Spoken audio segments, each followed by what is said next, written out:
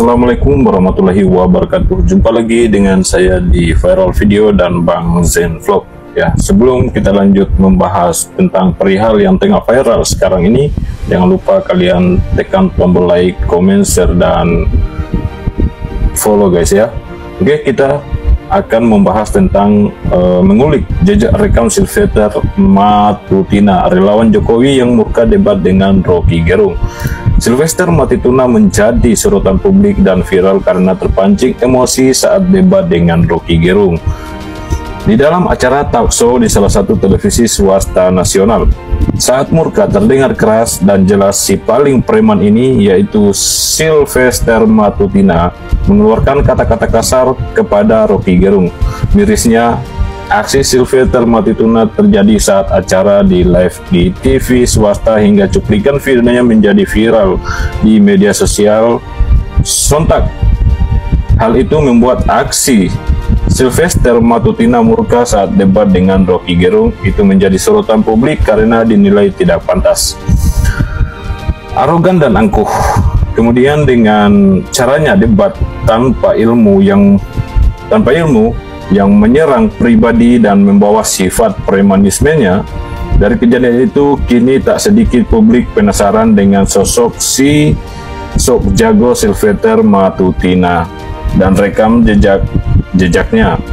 Saat mengantarkan Prabowo menjadi presiden terpilih, Sylvester menjadi bagian dari tim suksesnya Prabowo. Bukan hanya sekali dua kali, sosok Sylvester juga cukup dikenal vokal pada kritik yang dilontarkan oleh oposisi.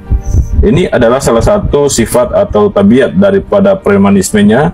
Sylvester Matituna juga sering mengupdate status di media sosial dengan kata-kata serupa ancaman. Contoh, Agustus tanggal 7 2013 di akunnya menulis narasi bakar.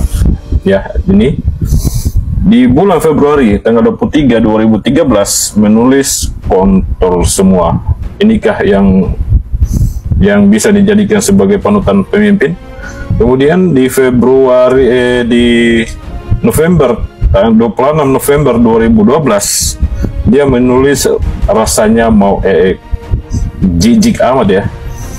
Dari semua yang ia narasikan terbukti jelas bahwa Sylvester Matituna tidak berilmu dan sok jago premanisme.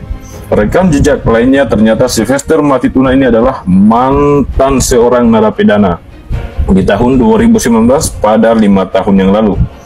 Putusan nomor 287/PID/2019 demi keadilan berdasarkan ketuhanan yang Maha Esa.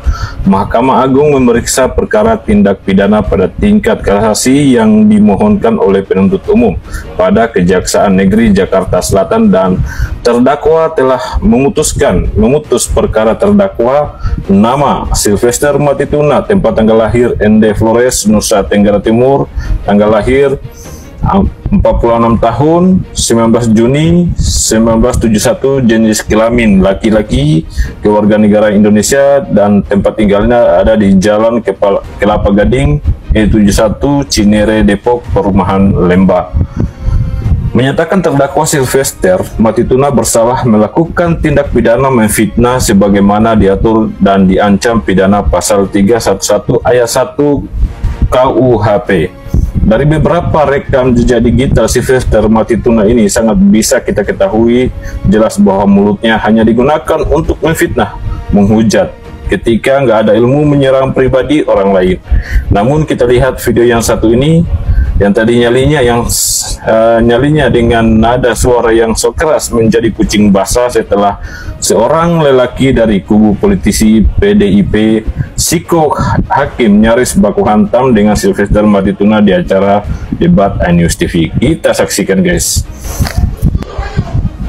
Ya, terlihat jelas ya, politisi asal PDIP mau menyeret Matituna ya, Sylvester Matituna ini. Nasib baik ada security ya. Kenapa nggak dibiarkan sih? Kalau saya biarkan karena nadanya paling sejago loh. Seharusnya dibiarkan aja supaya kita lihat sampai di mana kejantanan dia, sifat kepremanismenya, seakan-akan dia yang paling penguasa. Ya. Kenapa nggak dibiarkan? Kalau untuk saya larang kasih kasih ini sengel saja di atas. Ini contoh-contoh yang begini kayak yang harus diambil. Ya, bisa dilihat kan, nasib baik ada para security, kalau tidak entah gigi dia rontok ataupun hidung dia patah. Sudah pada biasanya orang-orang yang dekat dengan pidana atau sering melakukan pelanggaran hukum, muka-muka penjilat begini pasti akan berlindung kepada penguasa. Dan ini pesan saya kepada Bapak Presiden yang terpilih, yaitu Bapak Prabowo. Jaga baik-baik kerelawan Bapak, dan manusia seperti Sylvester ini sangatlah tidak cocok dijadikan sebagai pemimpin, apalagi yang bernadakan dan berlambangkan merah putih. Jika Bapak tetap memelihara manusia-manusia perusak dan kerjanya hanya fitnah hingga menimbulkan huru-hara terhadap sesama rakyat Indonesia, saya sebagai yang sudah 3 kalinya memilih Bapak hingga bisa menang di 2024 ini, meminta maaf, saya dan tim akan undur diri. Sekian dan terima kasih. Jika ada kata-kata saya yang lebih dan tidak menyenangkan, saya mohon maaf, karena itu sudah lumrah sebagai manusia, tempatnya salah. Wabillahi taufiq walhidayah. Wassalamualaikum warahmatullahi wabarakatuh.